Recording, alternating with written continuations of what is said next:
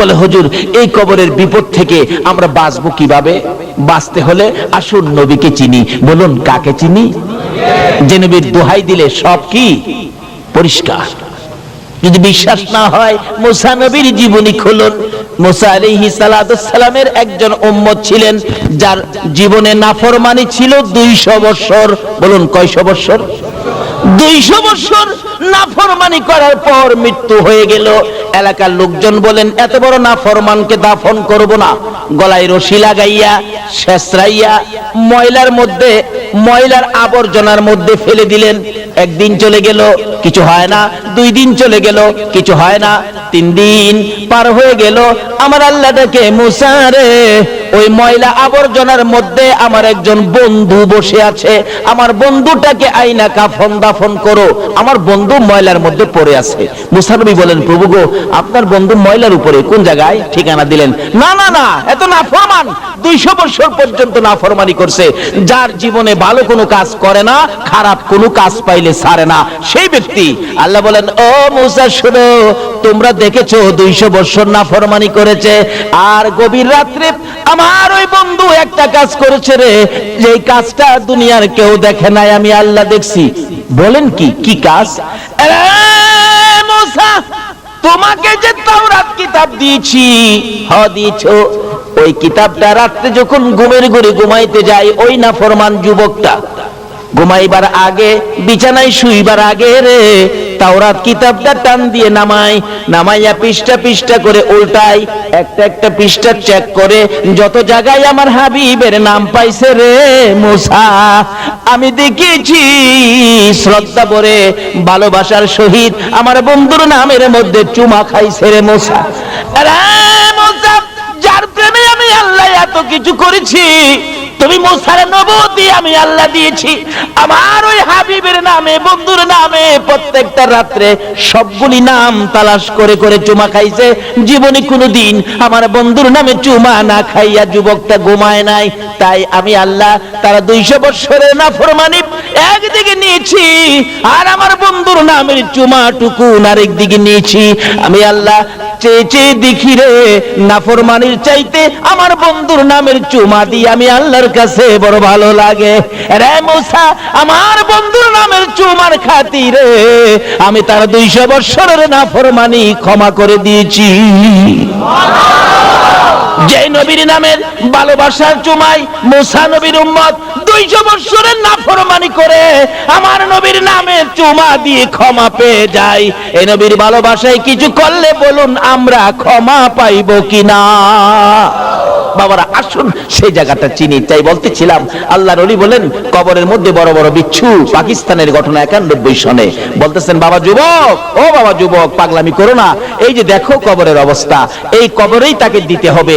লাশটা কবরে নামায়া দিলে বিচ্ছুগুলো কাফনের কাপড়ের উপর দিয়েই এমন জোরে কামড় দেয়, হাড্ডিগুলো টাইনা টাইনা খুলতেছে, কিন্তু কেউ কিছু করার সুযোগ নাই। আল্লাহর ওলি বলেন তাড়াতাড়ি করে তোমরা মাটি দিয়ে দাও। বাবারে, যেই কবরে বিচ্ছু হাড্ডি খুলবে, এই কবরে আমাদের প্রত্যেকের যাইতে হবে কিনা বলুন তো? মা খাদিজা বলেন, ইয়া রাসূলুল্লাহ, এই কবরে যেতে আমার ভয় করে। নবীর আদরের বিবি হইয়া, সকল মুমিনের মা হইয়া রে, কবরে যাইতে ভয় করে রে। আমরা তো জীবনে কোনোদিন কবরের চিন্তা করলাম না। মা খাদিজা বল, হুজুর আমি কবরের চিন্তায় কান্দি, কবরে কিভাবে মুনকির নকিরের সওয়ালের জবাব দিব, কবরে কিভাবে একা থাকবো, কবরে কেমনে, এই ভয়ে আমি কাঁদতেছি। রাসূল বলেন, খাদিজা কাঁদো না, আমি রাসূল তোমার পক্ষে আছি। খাদিজা বলেন, ইয়া রাসূলুল্লাহ, খালি পক্ষে থাকলে হবে না, আমার সাথে 3টা কথা ওয়াদা দেন, তাহলে আমি কান্দা থামাবো। কি কথা? 1 নম্বরে হলো আপনার একটা পাঞ্জাবি মুবারক দিয়ে আমার কাফন পরাবেন। নবীজির পাঞ্জাবি দিয়ে কাফন পরাইলে বলুন তার দাম বাড়বে না কমবে? নবীর পাঞ্জাবির পাওয়ার আছে না? দুনিয়াতেই তো দেখেন কালা পোশাকের পাওয়ার আছে না? কালা পোশাক, অথচ তারা আমাদের ছেলে, আমাদের ভাতিজা, আমাদের ভাই, কিন্তু এরপরও পোশাক লাগাইয়া 10-20 জন একসাথে যখন বাইরে হয়, একবার চায় আর দ্বিতীয়বার চায় না, মাথা নিচে দেলা। চিনছেন তো কার কথা কইতেছি? অথচ আমাদেরই ভাই, তারা আমাদেরই ভাতিজা, আমাদেরই ছেলে, কিন্তু কালা পোশাকে এদের পাওয়ার বাড়াইছে না কমাইছে? খাদিজা বলছে, নবী গো, আপনার একটা জামা আমার গায়ে লাগাবেন। বলুন, নবীর জামা যার গায়ে লাগবে তার পাওয়ার বাড়বে না কমবে? কবরের ভয়ে খাদিজা বলতেছেন নবীজির একটা পাঞ্জাবি দিয়ে কাফন। রাসূল বলেন ঠিক আছে। আর দ্বিতীয় কথা কি, নবী গো, আপনি আমাকে যে কবরে শোয়াবেন, আমাকে শোয়াইবার আগে আপনার শরীর মুবারক দিয়ে এই কবরটা একটু মরাইয়া দিয়ে আসবেন। আচ্ছা ঠিক আছে। তৃতীয় কথা, হুজুর, মুলকিন নকিরের সওয়ালের জবাব আমি খাদিজা দেওয়ার সাহস রাখি না, নবীর বিবি হইয়া সাহস রাখে না, আমরা কিভাবে জবাব দিব?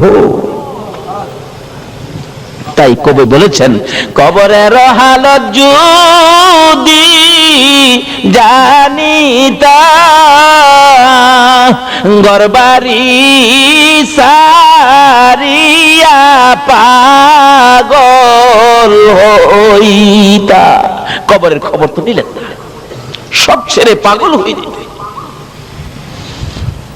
হুজুর, 3 নাম্বার প্রশ্ন হলো, আমাকে দাফন করার পর সবাই যখন চলে যাবে, আমাকে কবরে ফেলে, আল্লাহর বন্ধু গো, আপনি নবী যেতে পারবেন না, আমার পাশে থাকবেন। মুলকিন নকির আসলে মুলকিন নকিরের সওয়ালের জবাব আপনি দিবেন, আমি সাহস রাখি না। রাসূল বলেন ঠিক আছে, 3 কথা রাখলাম। এবার মৃত্যুর পরে কাফন নবীজির জামা দিয়ে হলো, নবী নিজে কবরে নামলেন, খাদিজাকে শুয়াইলেন, দাফনের কাজ সম্পূর্ণ হলো, সাহাবীরা সব সরে গেল। আমার নবী খাদিজার মাথার পাশে বসে আছে। 10 মিনিট চলে যায়, মুলকিন নকির আসে না। আধা ঘন্টা চলে যায়, মুলকিন নকির আসে না। বলুন, আমরা রে কবর শুয়াইলে মুলকিন নকির কয় ঘন্টা পরে আইব? কয় কদম?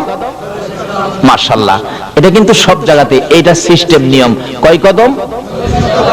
40 কদম যদি আপনি নাও দেন, কবরের পাশে বসে থাকেন, তবু মুলকিন নকির, কিন্তু নিয়মটা হলো 40 কদম, অর্থাৎ 40 কদম কবরের কাজ সম্পূর্ণ করে কবর থেকে 40 কদম দূরে যাইতে যেটুকুন সময় লাগবে, এটুকুন সময় পার হওয়ার পরেই মুলকিন নকির কবরে আসবে। আপনি কবর ছাড়েন বা নাই ছাড়েন, একেবারে সেনাবাহিনীর প্রধান যদি থাকে, 1 ব্যাটালিয়ন সৈন্য মোতায়েন করা হয়, তবে মুলকিন নকির ফিরানো যাবে না। আয়েশা হাজির,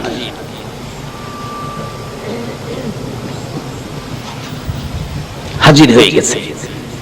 40 কদম দূরে যাওয়ার সময়টুকুন থাক পার হবে, এরপরে কবরে মুলকিন নকির আসবে। কিন্তু আধা ঘন্টা পার হয়ে গেল, রাসূল তো বসা, আসতেছে না। ব্যাপারটা কি? রাসূল তো ভাবতেছেন কি ব্যাপার, এখনো আসতেছে না। আমার আল্লাহ কয়, জিবরাইল রে, যারে যা আমার বন্ধুর কাছে যা, খবর দিয়া সবাই হাজির হয়ে গেলেন। ইয়া রাসূলুল্লাহ, আল্লাহর সালাম গ্রহণ করুন। আমি জিবরাইলের সালাম গ্রহণ করুন। কি খবর রে জিবরাইল, মুলকিন নকির কোথায়? হুজুর, মুলকিন নকির আসবে না গো, খাদিজার খবরে মুলকিন নকির আসবে না। আরে জিবরাইল, কেন আসবে না? সিস্টেম হলো, বিধান হলো, মুলকিন নকির সকলের কবরে আসবে, খাদিজার কবরে কেন আসবে না? জিবরাইল বলেন, ইয়া রাসূলুল্লাহ, না আসার কারণ হলো, খাদিজা যেদিন মুলকিন নকিরের প্রশ্নের জবাব সওয়ালের ভয়ে যেদিন দুনিয়ার মধ্যে কান্নাকাটি করেছে, কবরের ভয়ে যেদিন দুনিয়ার মধ্যে খাদিজা কান্নাকাটি করেছে, হুজুর, খাদিজার চোখের পানি দেখে গো আমার আল্লাহর বড় মায়া হয়েছে। আমার আল্লাহ বলেছে, রে জিবরাইল, আমার বন্ধুর কাছে যা রে, খবর পৌঁছে দিয়াই, খাদিজার মুলকিন নকিরের প্রশ্নের জবাব আমার বন্ধুর দিতে হবে না, আমার বন্ধুর দিতে হবে না, কষ্ট করতে হবে না। খাদিজা যেদিন কবরের ভয়ে চোখের পানি ছেড়ে ছেড়ে কাঁদছিল, খাদিজার চোখের পানি দেখে রে আমি আল্লাহর বড় মায়া হয়েছে রে মুলকিন নকিরের সওয়ালের জবাব দেওয়ার জন্য। আর আমার বন্ধুর কষ্ট করতে হবে না, আমার বন্ধুর কানে খবর দে, খাদিজার কবরের মুলকিন নকিরের সওয়ালের জবাব আমি আল্লাহ নিজেই আদায় করে দিয়েছি। কখন দিয়েছে? যখন এই বয়ে কাঁদছিল। বলুন, কবরের বয়ে কাঁদছেন এমন কেউ বলতে পারবেন? পারবেন না।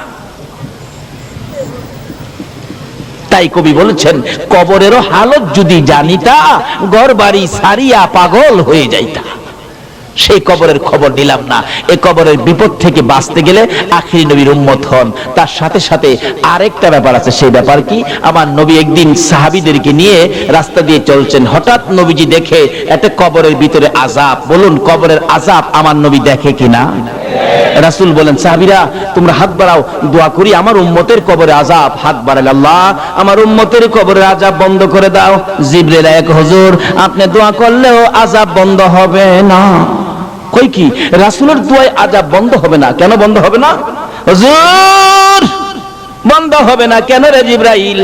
আমি তো আমার সাহাবীদেরকে নিয়ে দোয়া করতেছি। জিবরাইল বলে, হুজুর শুধু সাহাবী কেন, 1,24,000 পয়গাম্বর সহ যদি দোয়া করেন আপনি সকল পয়গাম্বরের নেতা হইয়া, তারপরও আজকে দোয়া কবুল হবে না। আরে জিবরাইল কেন কবুল হবে না? হুজুর আপনার এই উম্মত তার মায়ের কলিজায় আগুন দিয়া কবরে শুইছে, যতক্ষণ পর্যন্ত তার মা তাকে ক্ষমা না দিবে গো, ততক্ষণ পর্যন্ত রাসূলের দোয়াও কবুল হবে না। আরে মা বাবার কথা মতো যেজন চলে না, বলুন মা বাবার কথা মতো যেজন চলে না, আল্লাহ নবীজির দয়া তার পাবি না। হায়রে আল্লাহ নবীজির মা বাবাকে দুঃখ দিলে নামাজ রোজা যাইবি ফলে, মা বাবাকে দুঃখ দিলে নামাজ রোজা যাইবি ফলে, মার কলিজায় আঘাত দিলে খোদা সহে না, মার কলিজায় আঘাত দিলে খোদা সহে না, আল্লাহ নবীজির দয়া তার পাবি না। হায়রে আল্লাহ নবীজির মা বাবা অতি আপন, মা বাবার করো যতন, মা বাবা অতি আপন, মা বাবার করো যতন, তিন কথার সাথী পায়া বুইলা যায়ও না, তিন কথার সাথী পায়া বুইলা যায়ও না, আল্লাহ নবীজির দয়া তারা পাবি না। হায়রে আল্লাহ নবীজির। আমার নবী বলেন, জিবরাইল তার কবরের আযাব আমি যে সইতে পারি না। জিবরাইল বলেন, ইয়া রাসূলুল্লাহ যতক্ষণ পর্যন্ত তার মা জীবিত আছে, তার মা তাকে ক্ষমা না দিবে, ততক্ষণ পর্যন্ত আপনার দোয়ায়ও সে মাপ পাবে না। কত বড় কথা!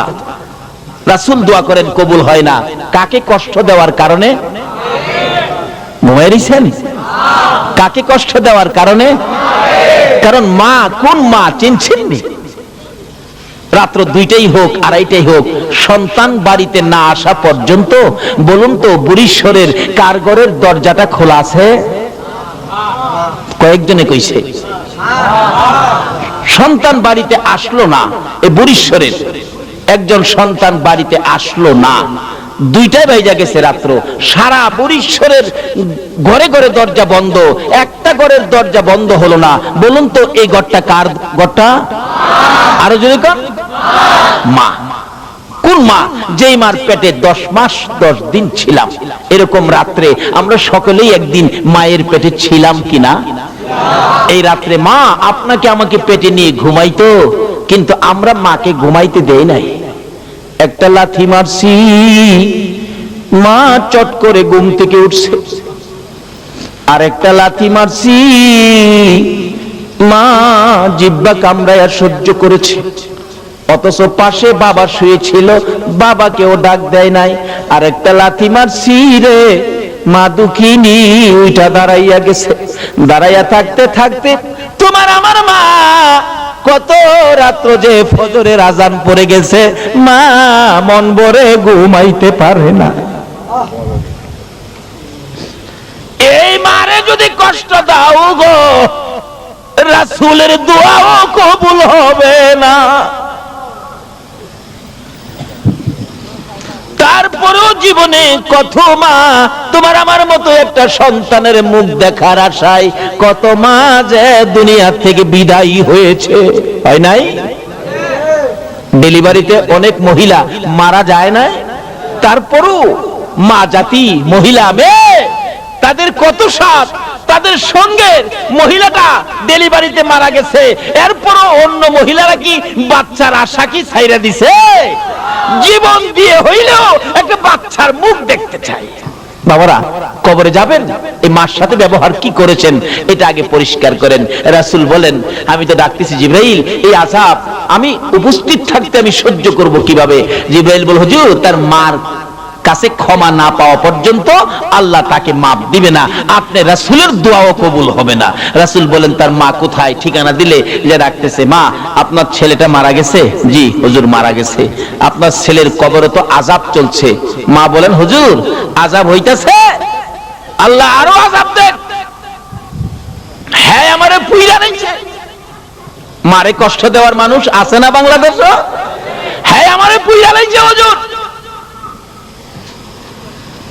রাসূল বলেন, মাকে তো না দেখাইলে মা মায়া হবে না।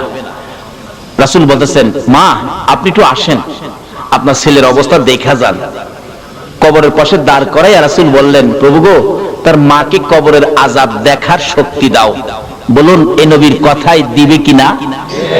বলতে দেরি, শক্তি দিতে দেরি নাই। মা দেখে কবরের ভিতরে আযাব, মাথার থেকে চামড়াটা সিলাইয়া একটা টানে পাও পর্যন্ত নিয়ে যায়, আর ওই সিলানো শরীরের মধ্যে দাও দাও করে আগুন।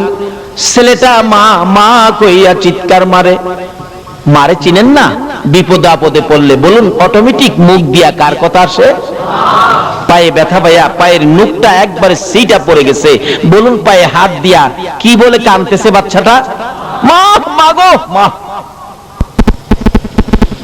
পেট ব্যথায় অস্থির, শ্বশুর বাড়ি খাইয়া এমন খাওয়া খাইছে ব্যথা উঠছে পেটে, বলুন কি বলে কাঁদতেছে জামাই? মা, মাগো। শাশুড়ি কই, বেটা, আমার বাড়ি খাইয়ে তোর মারে রেখে কাঁদোস? আমার আল্লাহ কই, তোর বাড়ি খাইলি কি বো, ব্যথাই বেদনায় মার কথাই আসবে, জুতা দাবাই রে ও তোর কথা। কেন এই সন্তান নিয়ে কষ্ট ব্যথা বলুন কে বুক করেছে? মা। এই জন্য ব্যথাই বেদনায় পড়লে কার কথা মুখ দিয়ে আসে?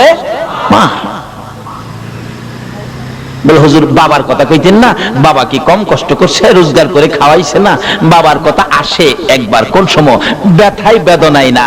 দেখবেন এই বৃষ্টি বাদলের দিন সকালবেলা ঘর থেকে ওইটাই দেখে উত্তর দিক দিয়ে এমন আকাশে মেঘ জমেছে, একবারে কালো অন্ধকার হয়ে রয়েছে। ঘুম থেকে ওইটা এই কালো হাঁসটা দেখা বলুন তো কি বলতেছে? বাবা রে বাবা।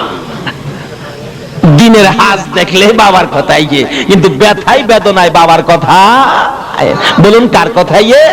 মা।